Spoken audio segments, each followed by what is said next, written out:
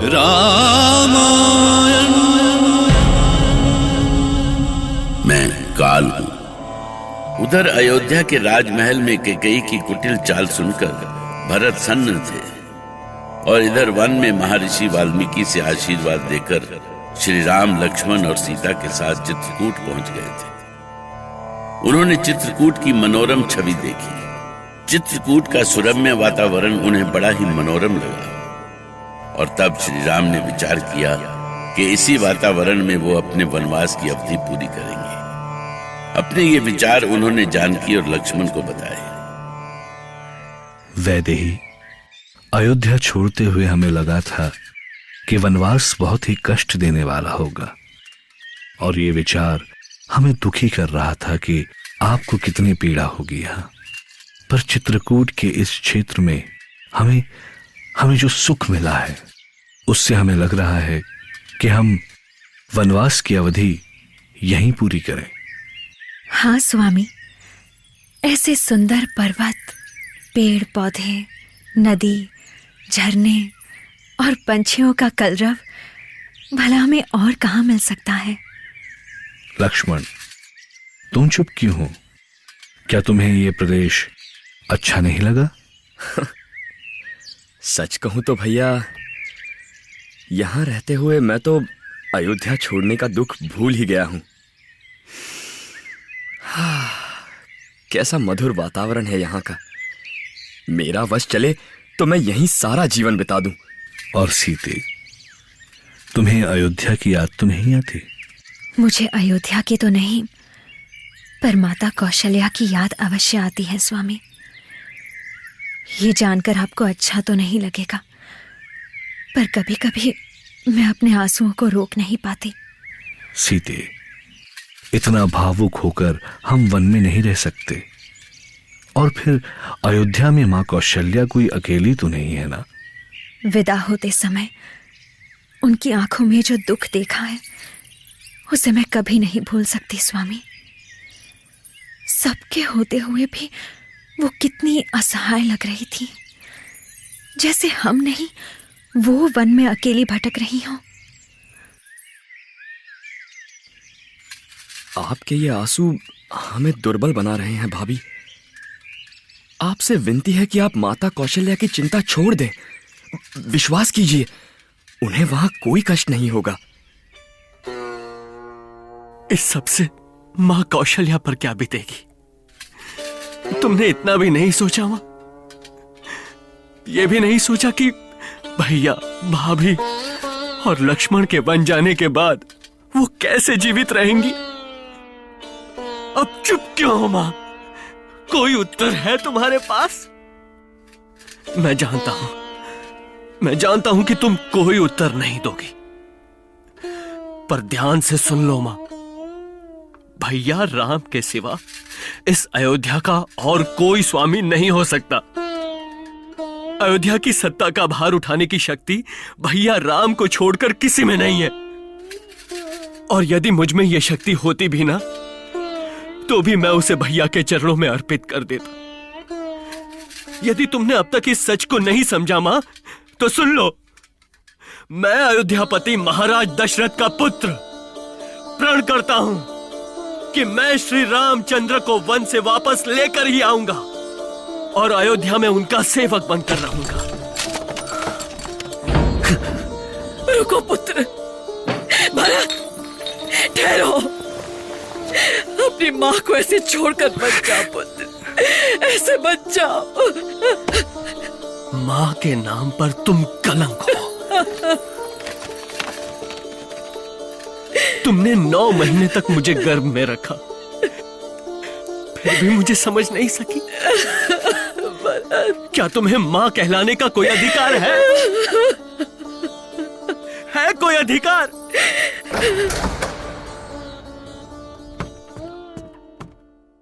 कुमार भरत, अब इस उलाहना से क्या होगा? मां को इतने कठोर वचन कहना क्या आपको शोभा देता है? मुझे क्षमा करे तात सुमंत, मुझसे रहा नहीं गया। आप राजसभा को बता दें कि मुझे राजगद्दी नहीं चाहिए। मुझे सत्ता का सुख नहीं चाहिए। महाराज ने मां कैकेयी के दबाव में निर्णय लिया था। और हम उन्हें रोक भी नहीं सकते थे भरत। रोक सकते थे तात? आप उन्हें रोक सकते थे। आप उनके मंत्री थे तात। आप सलाहकार थे, उनके मित्र थे। आप हमारी विवशता नहीं समझ रहे हैं कुमार। मेरे लिए ये असंभव था कुमार।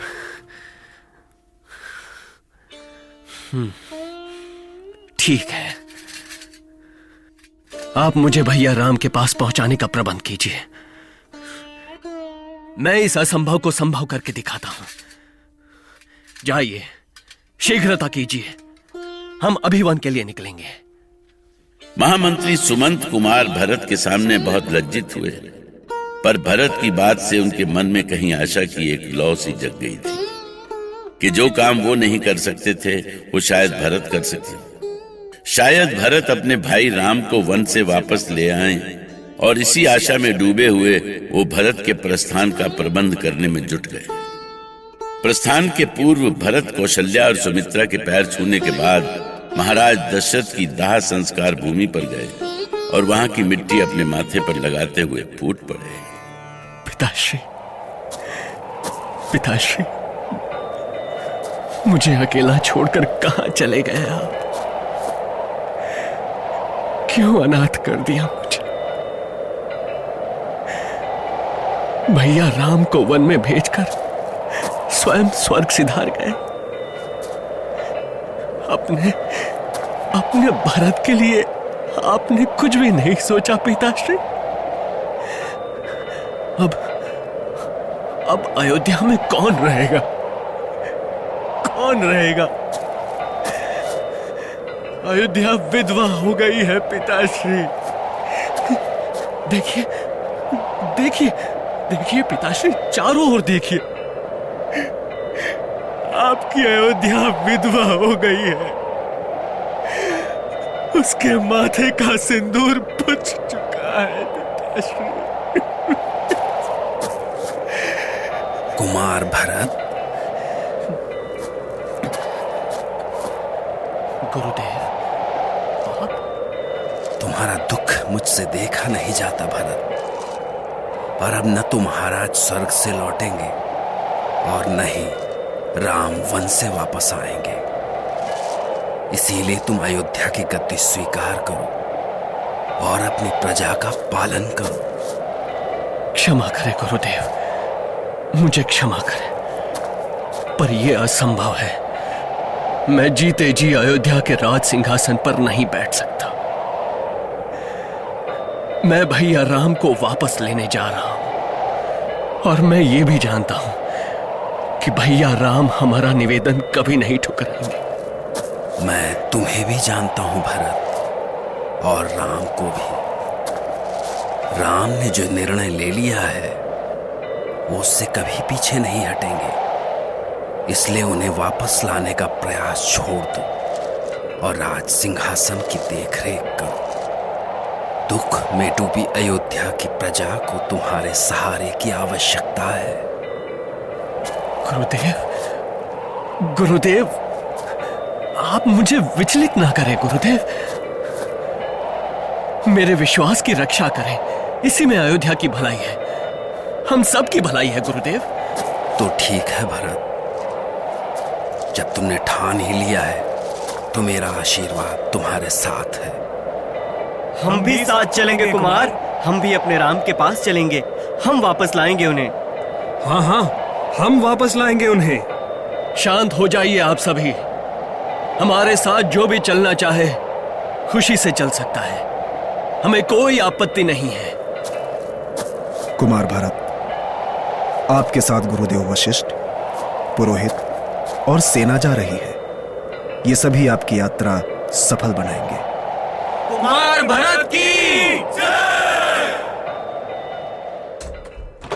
राम सिया राम जय जय राम। राम सिया राम जय जय राम। क्यों जी, तुम तो राम नाम में ही खो गए हो। हाँ, जब से भगवान राम को हमने गंगा पार कराया है तब से ऐसे जान पड़ता है जैसे ये शरीर ही यहां रह गया है, मन उनके साथ चला गया। हम तो सदा देवी सीता के बारे में ही सोचती रहती हैं। पता नहीं वो 14 बरस कैसे बिताएंगी वहां वन में। सच कहा तुमने भगवान, ना उनका समय बीत सकेगा और ना ही हमरा। निषाद राज, निषाद राज! कौन है ये? लगता है कोई संकट में है। चलो देखते हैं। निषाद राज, घाट पर बहुत बड़ी सेना इकट्ठी है। सेना? कहीं हम पर कोनो आक्रमण तो नहीं होने वाला? हम का जानी निषाद राज, आप खुद ही चलकर देख लो। सभी ध्यान से सुने, आज की रात हम इसी घाट पर विश्राम करेंगे। प्रातःकाल हम नदी पार करके आगे की यात्रा प्रारंभ करेंगे। केकई पुत्र भरत के आदेश से सेना ने वहीं पड़ाव तो डाल दिया, पर सीमा पर इतनी विशाल सेना देखकर निषाद राज चिंता में पड़ गए।